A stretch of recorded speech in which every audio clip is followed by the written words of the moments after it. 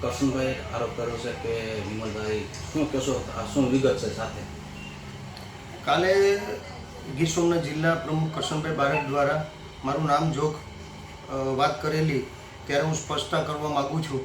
ત્યારે એમને કીધેલું કે લોકસભાની ચૂંટણી વખતે લોકસભાના ઉમેદવાર દ્વારા તેમને ચોરવાડ શહેરની જિમ્મેદારી સોંપેલી અને ત્યાં ચોરવાડ શહેરમાં કોંગ્રેસની નગરપાલિકા છે, પણ જિલ્લા પ્રમુખને એ ખ્યાલ નથી કે અહીં 1.5 વર્ષથી વહીવટદાર શાસન ચાલી રહ્યું છે. ટોટલ પૂરા ગુજરાતમાં 6000ની ઉપર ગ્રામ પંચાયતમાં ચૂંટણી નથી થઈ, 80થી ઉપર નગરપાલિકામાં નથી થઈ, 13 જેટલી તાલુકા પંચાયતમાં નથી થઈ ચૂંટણી. એટલે અહીંયા પ્રમુખને એ પણ ખબર નથી, એક જિમ્મેદાર પ્રમુખ છે, કોઈ પુરાવા વગર ખોટી રીતે મારી પર આક્ષેપ લગાવી રહ્યા છે. એના માટે સ્પષ્ટ પુરાવા જોઈએ, કારણ કે હું એટલે કહું છું કે અહીંયા વહીવટદાર શાસન 1.5 વર્ષથી ચોરવાડ નગરપાલિકામાં ચાલી રહ્યું છે અને વહીવટદાર શાસન ચાલી રહ્યું છે ત્યારે કોઈ પુરાવા વગર મારા રાજકીય હરીફોના ઇશારે આ એક પછી એક લોકો દ્વારા મને બદનામ કરવા માટેનો પ્રયત્ન કરી રહ્યો છે. હજી પણ મારા રાજકીય હરીફો દ્વારા આવતા દિવસોમાં પણ આ ધંધા કરવાના છે અને એમના આ કામના કારણે ક્યારેય ધારાસભ્ય બની નથી શક્યા. અને આજે હું એમાં બહુ કંઈ ધ્યાન નથી દેતો. હું લોકોની સેવામાં ધ્યાન દઉં છું, લોકોના કામકાજમાં ધ્યાન દઉં છું, કારણ કે પાર્ટીએ મારી ઉપર વિશ્વાસ મૂક્યો છે. બે વાર પાર્ટીએ મારી ઉપર બે વાર વિશ્વાસ મૂકીને મને ટિકિટ આપી છે અને લોકોએ મારી ઉપર બે વાર વિશ્વાસ મૂકીને સ્વપ્નાની પ્રજાએ મને ધારાસભ્ય બનાવ્યો છે. 4 ટર્મથી એટલે 20 વર્ષથી ચોરવાની પ્રજાએ મારી ઉપર વિશ્વાસ મૂક્યો છે.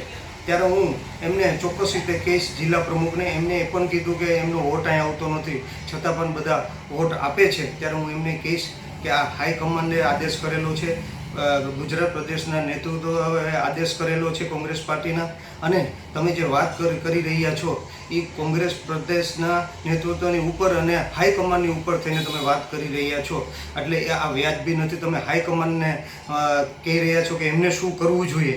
ત્યારે હું ચોક્કસ રીતે વાત કરીશ.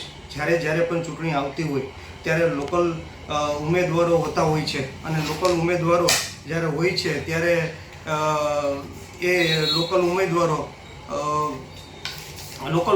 હોય છે ત્યારે લોકલ ઉમેદવાર જ્યારે લોકસભાની ચૂંટણીમાં લોકલ ઉમેદવાર સુપાસીના હતા અને લોકલ ઉમેદવાર સુપાસીના હતા, એમાં 1850નું મતદાન થયું હતું. એમાં 1604 કોંગ્રેસ પાર્ટીને મત મળ્યા હતા અને 208 બીજેપીને મત મળ્યા હતા. એ ઓછા એટલે મળ્યા કે તેના લોકલ ઉમેદવાર હતા. એમ ચોરવાડના ઉમેદવાર ત્યાંના લોકલના હતા, એટલે 1950 મત મળ્યા અને બાકીના મત ભારતીય જનતા પાર્ટીને મળ્યા. એટલે લોકલ ઉમેદવારના કારણે આ હોતું હોય છે. ત્યારે હું બીજી વાત એમને કહીશ કે 2022ની ચૂંટણીમાં જિલ્લા પ્રમુખને કહેવા માગું છું કે 2022ની ચૂંટણીમાં એમના ગામ મંડોરમાં 874 મત ટોટલ પડેલા હતા.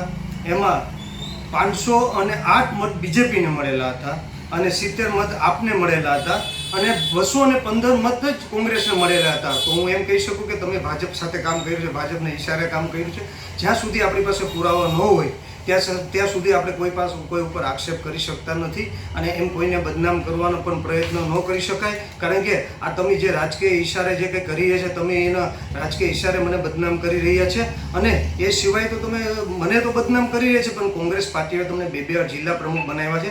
તમે કોંગ્રેસ પાર્ટીને પણ સલાહ દઈ રહ્યા છે અને કોંગ્રેસ પાર્ટીને પણ બદનામ કરી રહ્યા છે. અને જે વસ્તુઓ જે પુરાવા વગરની એક વસ્તુ નથી, જે તમે વાત કરી એ પણ જે ખોટી વાત કરેલી છે કે ચોરવાડ નગરપાલિકામાં કોંગ્રેસ શાસિત, તમને જિલ્લા પ્રમુખ તરીકે એ પણ ખ્યાલ નથી કે કોંગ્રેસ શાસિત ચોરવાડમાં અત્યારે નગરપાલિકા નથી, વહીવટદાર શાસન છે. એટલે પુરાવા વગર વાત ન કરાય. એટલે ફરી કહું છું કે તમે મને બદનામ કરી રહ્યા છો બીજાના રાજકીય ઇશારે, અને તમને કોંગ્રેસ પાર્ટીએ બે વાર જિલ્લા પ્રમુખ બનાવ્યા છે, તમે કોંગ્રેસ પાર્ટીને પણ બદનામ કરી રહ્યા છો.